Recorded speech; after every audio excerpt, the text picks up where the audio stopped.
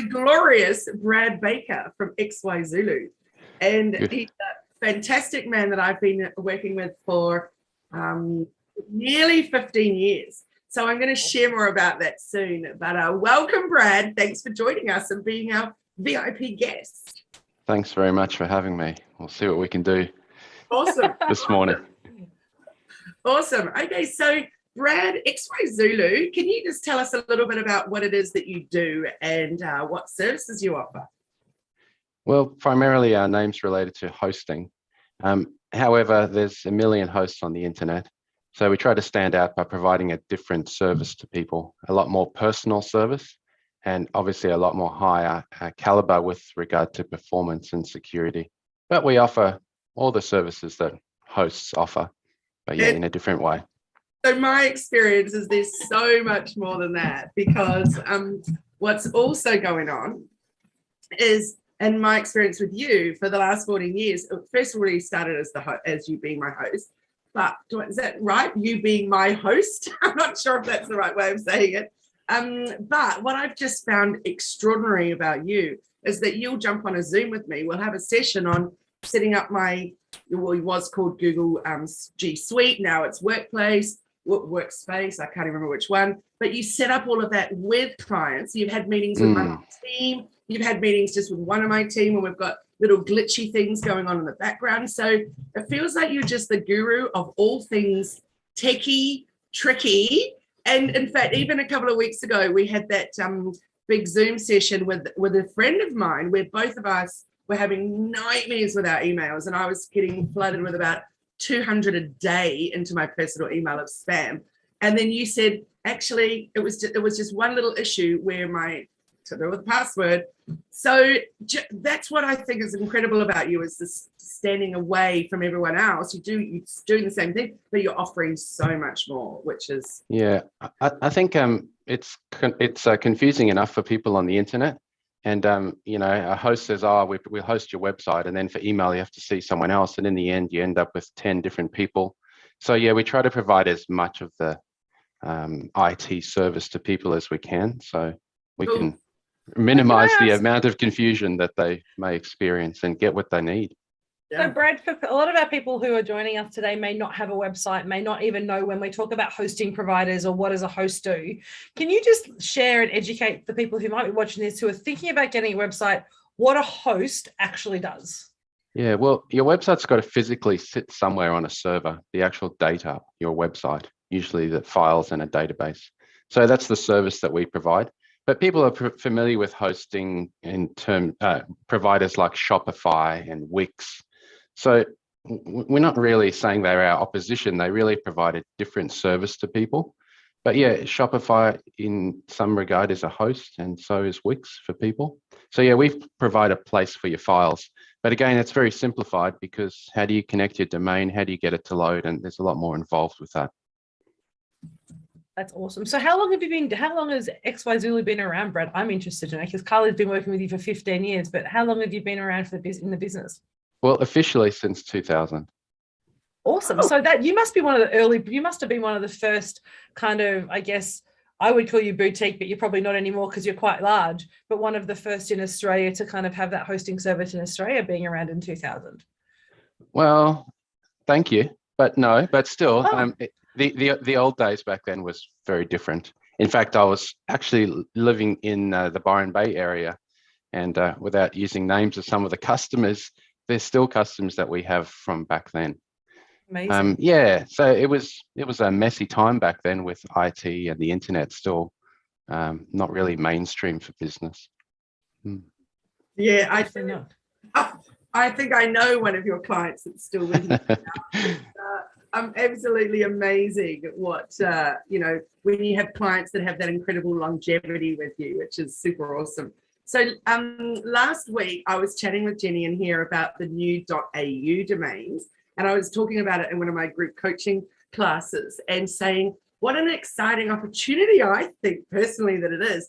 But I was telling them about what you and I have been discussing, Brad, that there's a lot of scams going on out there with people trying to take your money, and you don't need to hand it over. And so I thought, would you be happy to share with everybody about, firstly, what is the .au domain? Why do we want it? how do we get it, and how do we not be scammed?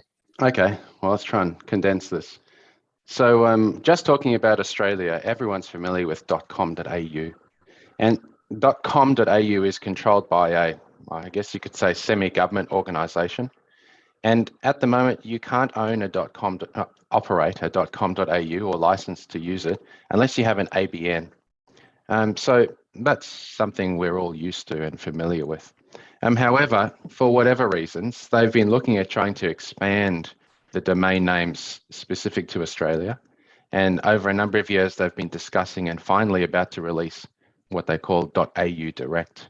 And what that means is your domain name can be XYZULU.au. There's no .com. And there's a process involved. There's two things to be concerned with. One is, what if you have the existing .com.au? So what happens then? And number two, let's say you want the bigbluedog.au. It doesn't exist yet. How do you go about getting it? So 24th of March this year, the .au domain registration opens.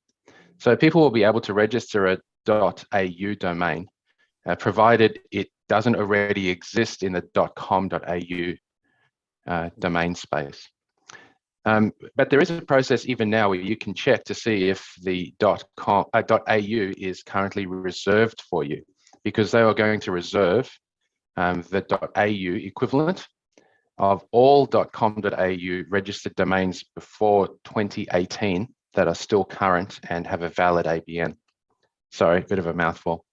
But yes, what that means is from the 24th of March, if you own the bigbluedog.com.au and have owned that for a number of years and it's still registered to a legal active ABN, the .au equivalent is currently reserved for you. But there's a lot of scams going around because people are offering wonderful discount prices and they're not so discount. But the truth is the cost of these .au domains will be the same. And just finally about this, why it perhaps is exciting, time will tell how it works out. But whilst .au domains are connected to an Australian entity, they don't have as much of the red tape ABN stuff attached to it. So in time, there will probably be many thousands or millions of .au domains around, and people will be using them more in the mainstream. Why would you want it? Well, sometimes maybe you don't have a company and you just think .au would be better than a .com.au, but also it's a lot shorter, even though it's three letters and a dot. So yeah, people can visit your domain or email you just at domain.au. Well, thank you, Brad. And a prime example of who it'll be perfect for is our very own lovely Jenni, because Jenni's is elephantintheroomu.com. But really, if she could be elephantintheroomu.au, hello, that's beautiful. It's perfect because it means all my socials and my website will align themselves to each other, and I won't have to try and spell my current URL to anyone anymore. It'll just be Elephant in the Room AU, either on all the platforms as well as my domain, which I'm very excited about. But I've actually just got a client at the moment who is just starting a business, and even for them, we were talking about how they want to set up, and for their Instagram profile, they got their Insta profile name with .au is actually, so their business name, it hasn't been launched, so I can't say, so business.au now. So now when they have the website, so we've actually registered their domain at the moment with .com.au, so we can have that reserved and make sure that we can get the .au version when it goes live. Yeah, and there is a lot of potential there, and I think initially people will probably register the .com.au and the .au, so that's just how it is. But time will just tell how these things have worked out. There's lots of domain extensions that people are unaware of, such as the one Kylie uses, .team. That's a valid domain. You don't need a .com or .au on the end of it, just .team. There's actually hundreds of them.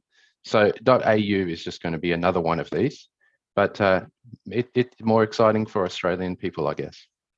I used to be doing this blog with a friend, and it was just a fun thing. And our domain was winechicks.cool. We loved it. We never really did much with it, but we thought it was great. So I'm not sure why more people haven't picked up on those interesting dot somethings. Why do you think that is, Brad?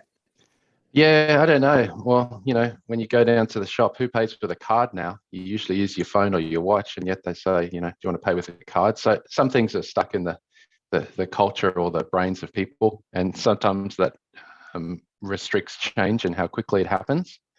And sometimes Yes. when you give someone your email address, they say, is that .com.au? And you say, no, it's just .team. And the secretary is a bit stumped, like, how is that even legal? So yeah, there's a little bit of an education part of it involved, but if more people use it, people will get used to it. And more, no one gives out their email address or website over the phone. It's, instead a message, a message or an email that they just click on. So Yes. perhaps people are less unaware of this. I still have people that send me a message saying, I've been trying to email you and it keeps coming back undelivered to your .com.au address. And I'm like, I've never had a .com.au. So for someone like me who can't have a .com.au, nor a .net, nor a .net.au, nor a .net, because they're taken by other people that aren't actually using them. So they just sit there, have them, but don't use them. So that means, am I correct, that I cannot register the .au for at least 6 months because it will be held in reserve for the ABN holder of the .com.au. Is that right? That's correct, yes. And if they don't register it, you can have it after that. But when registration of .au opens, you may find a variation of your domain name is available that's not currently reserved. Yeah. So there is a process involved too if there's not a dispute, but there is a process to resolve an issue if you registered your .com.au after 2018 and another company wants it. Yeah, it should be nice and well organized, I imagine. But yeah, you will have to wait 6 months if you can see a .au is currently reserved. There is a tool available on the AUDA website that you can actually check if that's the case. Oh, cool. Thank you. So if you could share the link with us at some point, that would be awesome, and we'll share it with everyone. So sure, so in this chat. Yeah, saying, I'm wondering if .au will be beneficial for global business instead of .com. What do you think about that? Well, yes, it could be. But having .au is telling the world that at least you've got some connection to Australia, but people are fine with that. And I think more outside Australia is more accepting or have progressed a bit faster with accepting domain names that are not .com.au. So people outside of Australia will probably not get stumped by that. And there are other countries already that have adopted it, haven't they? The dot country. Yes, there's plenty, and there's many country extensions dot whatever that have turned into a bigger market for the country as well, because they I can think of some examples that have a better sound to them, so people are able to register them and use them for different things. There's another question in the chat, Brad, from Sophie that says we have a .love as her domain name, but I'm having issues authenticating with Google and MailerLite. So have you had issues of that nature when you have a different .team or .coach or something like .love having issues with authenticating? No, none at all. Not if you do the right configuration, you won't have issues. So maybe, Sophia, you might want to reach out to Brad and have a chat about why you're having those challenges, because I think that's the thing, isn't it? When we have issues where it's not getting through servers or it's not getting, we're getting bounce backs or people aren't allowing your access, it is because the configuration isn't right. Yeah, if it's a domain name that's accepted by the world body as a mainstream domain extension, you'll have no trouble. All the main companies will support that, accept email and so on. There can be little issues that happen, but we can resolve these always technically. Some domains have requirements now in a good way. It requires a certain level of security before these providers will accept email from them, for example, which is a great thing. We wish we could do it with the .coms and .aus. But so perhaps something like that is involved. We'll put all your details so that everybody can get in touch with you, Brad, and book a Zoom session and get their little techie issues sorted out and find out a bit more about what they need to with their domains. And I'm wondering, often it's asked of me, what do you think about having more than one domain and having it point to your website. I always say the same thing, which is I know someone from many years ago now that only ever bought the .com, because at the time she was just scraping it together just enough to start the business and didn't think she needed or had the extra funds to buy all the others and point them, etc. Then she got extremely successful, super famous, and someone else bought all the other domains up, basically copied her whole website, did a very similar business name, and created massive havoc. And it cost her a huge amount of money fighting it in the long run. So that's always been my experience that I share. But what's your thoughts on a really professional basis of what do you think about having those extra domains and pointing them? Well, people may disagree with me too, and that's also okay. I think if your business is very Australian focused and unlikely to need the .com, you know, the .com.au might be enough for you. And now we're talking about the .au. But like you said, you just need to think, what if someone else had my .com? Would that cause a problem? And in some cases it won't. It really depends on the business. But that being said, it's a small cost if the .com is available just to register it as well. So I have a lot of customers who will register the .com and then the .com.au. Time will tell, will they register the .au as well? Well, we'll have to see. I'm not really pushing it, but I will certainly float that to people because it's something else to keep in mind. But yeah, where do you stop? How many domains do you end up with? But that being said, you know, Google and the search engines are smart too, so they know who started it first. But yeah, if sometimes a few dollars up front can just save you hassle in the future. But you do need to run your business from just one of them. I actually give the same advice. I think, Kylie, you and I've done that since I started. And I think when I did the check of mine, when I hadn't even started my business, but I said I need to register all the variants that I possibly can because I don't want someone else coming up with the same idea. And there is actually one other person in the world that has the same business name in the US, but it's an education base and their website is incredibly long. But it is that challenge, isn't it, about saying at what point? And I think we've got 10 variants of our name just because it's far more popular than we expected globally. But it does change. I guess it is that kind of setting up for long-term success rather than having to go, well, what do we do if someone else does take our name and are competing with us in the market? Yeah, it's true. Yeah, there's no clear answer, but yeah, you can give people some directions. But you know, content is king still with Google, so get your content out there. For some people, it's reassuring to see a .com.au for some of your customers because they can actually do a lookup and see the ABN that it's connected to, and then they can search the ABN, you are a real entity, and so that may instill some trust.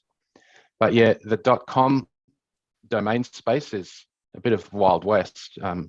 Yeah, you're unlikely to be able to claim a domain, a .com domain. Even if you have some claim to it, it will take 5-10 years for people to get these. Whereas a .com.au is a lot more local in Australia, and if there is some dispute, you'll probably be able to settle that a little bit faster. But yeah, no one wants to be involved with anything like that. Red, let's have a little chat about passwords, because that was my most recent session with you, was dealing with the password issue. So I've always prided myself on, we have this for our whole team, every January we go through and change every single password in our whole LastPass thing, just as a little precautionary measures. Of course, when you read up about how often should you change a password, it literally says monthly. That's a little bit much for me. But then I had this total debacle happen, which is when you and I had to jump on our Zoom and deal with it. And thank goodness you were able to make magic happen. And that was really interesting for me because I thought I was being so good with my passwords. Then I realized, yes, on a business sense, I am. With my personal stuff, wow, I have that same password on repeat. And the one that you fixed up for me, I had that same password on that one personal email for 14 years. What the? So I'd love it. I don't remember what it was, but let's be honest, that wasn't a strong password. No, it wasn't even strong. It was long. I mean, it would be there so long, but also it wasn't strong. So what are your thoughts around passwords? What kind of tips can you share with people? Well, this is nothing you can't read somewhere else.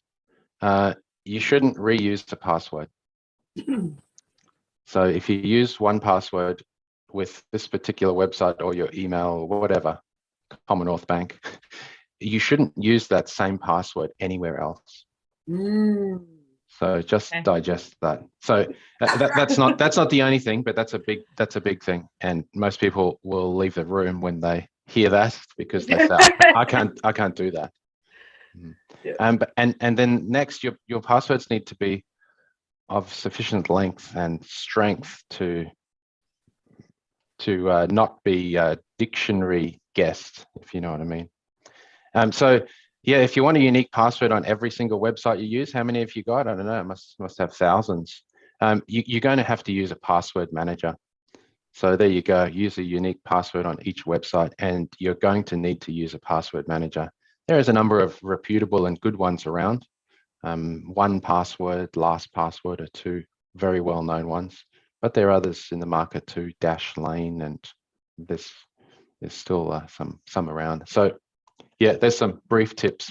How do we know that we can, like Jenni and I, excuse me, use LastPass, both of us. I used 1Password before, which was a disaster because I didn't have my master key down somewhere. And so therefore I got locked out of it permanently. No matter how much I tried to prove to them that it was me, they didn't care. They were just like, done. Actually, they can't help you because the data is encrypted with that key, so they can't even access your passwords. So that was kind of frustrating. So I learned. Yeah, it was, but actually it's a good thing, not for you. Absolutely. Yeah. It was definitely a good thing. And actually LastPass is the same. They can't help you if you forget your master password because it's an encryption key is based on that. So yes, that would be very frustrating. But sorry, get to your, maybe you were leading to a question. Yeah, so the most impressive thing was with LastPass, though, is right with the beginning of setting up with them, they just hammer down to you, take this master key and put it somewhere. Whereas 1Password didn't. They just assumed you were doing that. And so that was my experience of the two different. And I've actually had far more enjoyment out of LastPass and using it with our team, and also have a family vault set up on there and all that. So, but how do we know for sure that, except obviously that happened to me and they couldn't even get me back in. So that made me realize, yes, it's very good, but how do other people actually trust that they've not got access to all our passwords? Yeah, well, we're all trusting someone, whether we know it or not. You're trusting your internet provider, whether you know it or not. And it's not that they're actively tracking you, but it's possible your internet provider can get information on the websites you visit. So we've got to trust someone. LastPass and 1Password, and there's others. I guess we trust them because of their user base. And some of them have also allowed third parties to examine their infrastructure and provided reports, if you really want to dig into that, to see the kinds of security that they have. But yeah, all of these places work on the proviso that they don't, whilst they hold your data, it's stored in an encrypted form, unreadable to them. And it's only with your master password that that data is accessible. But yeah, I understand your experience. I use 1Pass, LastPass, and some of the others too. 1Pass at the moment, I think they've definitely improved in that area, and now they actually provide you a sheet of paper. Well, it's not paper; it's a PDF, where they don't print your master password because they don't know it, but they give you a space to put in your master password, and also they provide another key that can be used to access your data. So they provide you, I think they call it an emergency kit that you could provide to a business associate or family member in the unlikely event something happens to you, that they can access your passwords. But if you use these things right, they take a bit of getting used to. If you use things right, like you've found, you can share access to certain passwords with certain people, so you can keep your business and family separate, even though you're using the same platform. But yes, you need a password manager, and you should never reuse a password. And if you're using a password manager, your password is irrelevant to you. You're never going to remember it anyway. So it can be 20 characters of random digits. So yeah, your brain can cope with that if you've got a password manager.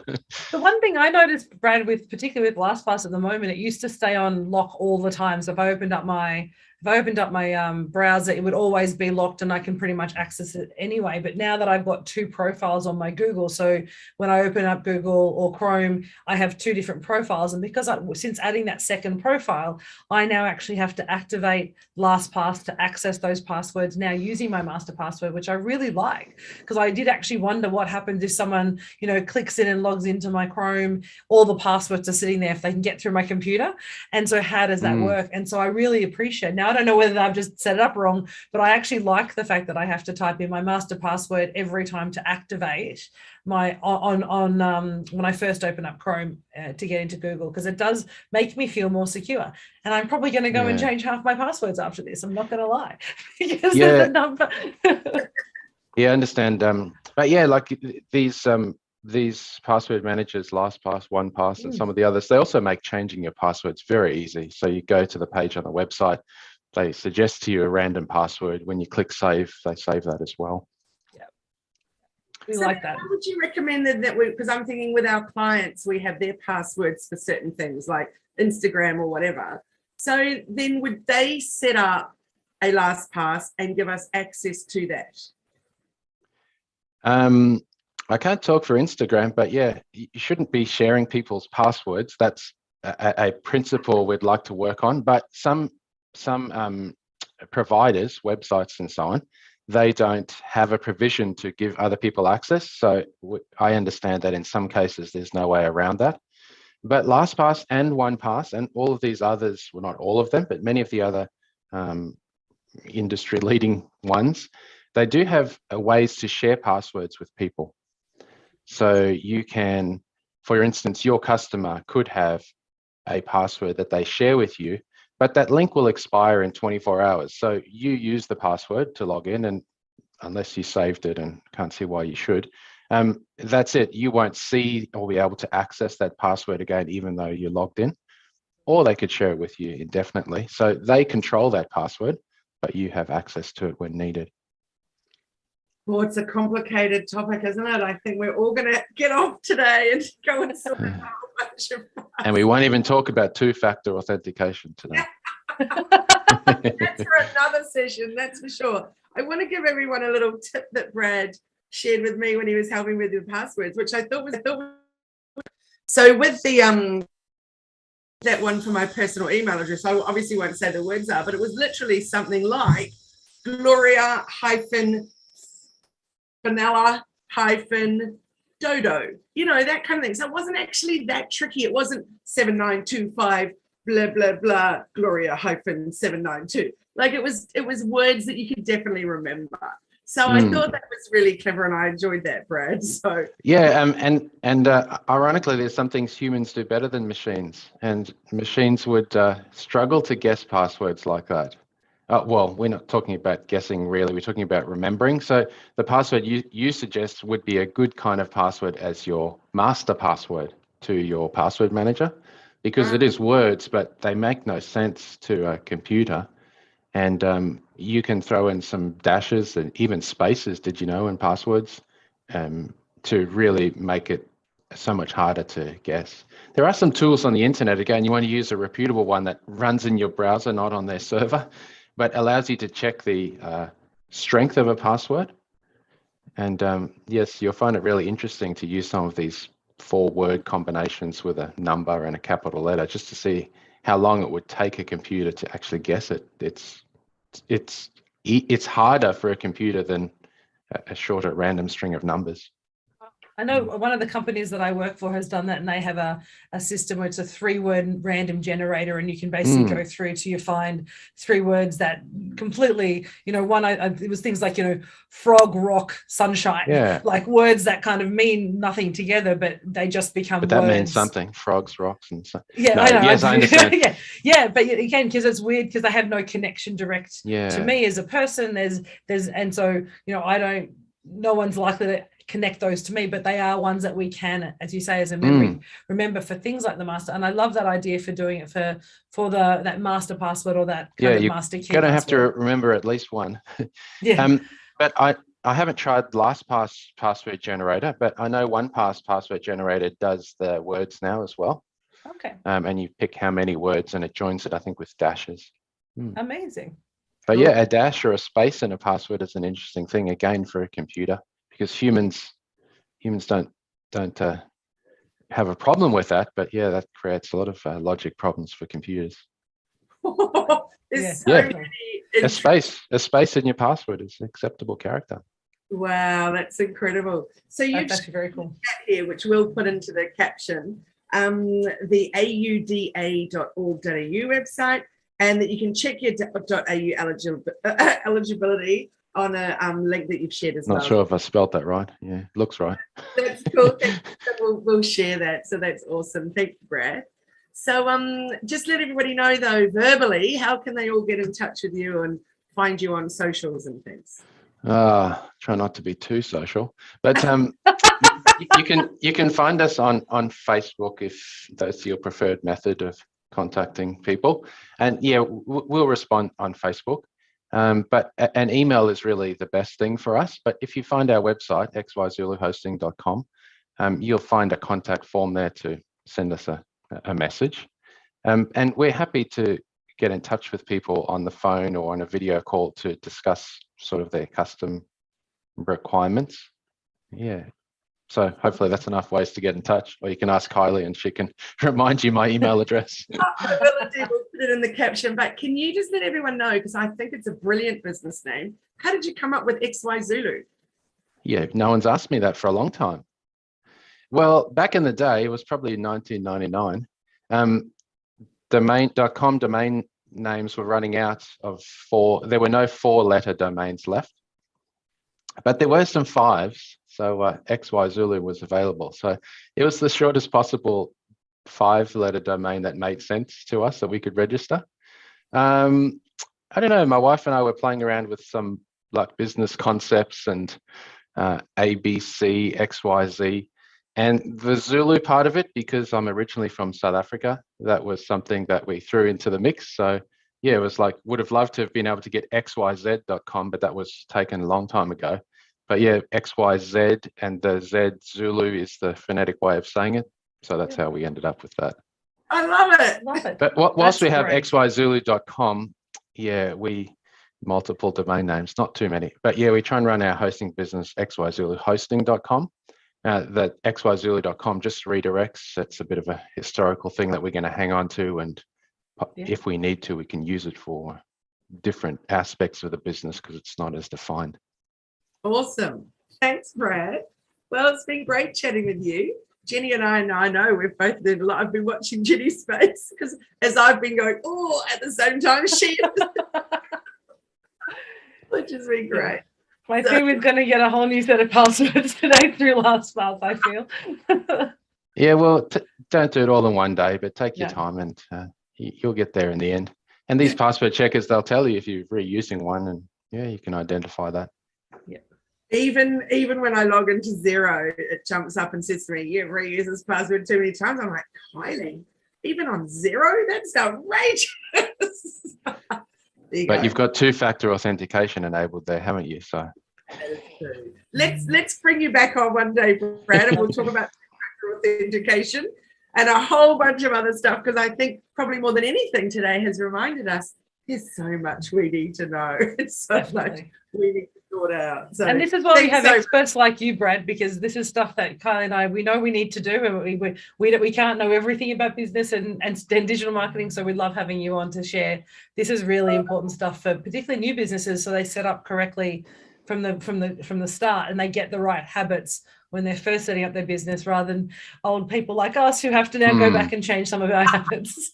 But some of the old people like us, at least we can have a small influence on people and teach them a little bit each time, because exactly what they've heard and so on usually just scares people so much they don't really know what to believe. So when we show them a little bit, we really, you show them how to use a unique password, you probably protected their bank account in the process. Do you know what I mean? Definitely, and that's awesome. Very good. Well, thank you so much. It's been great having you on to chat with us.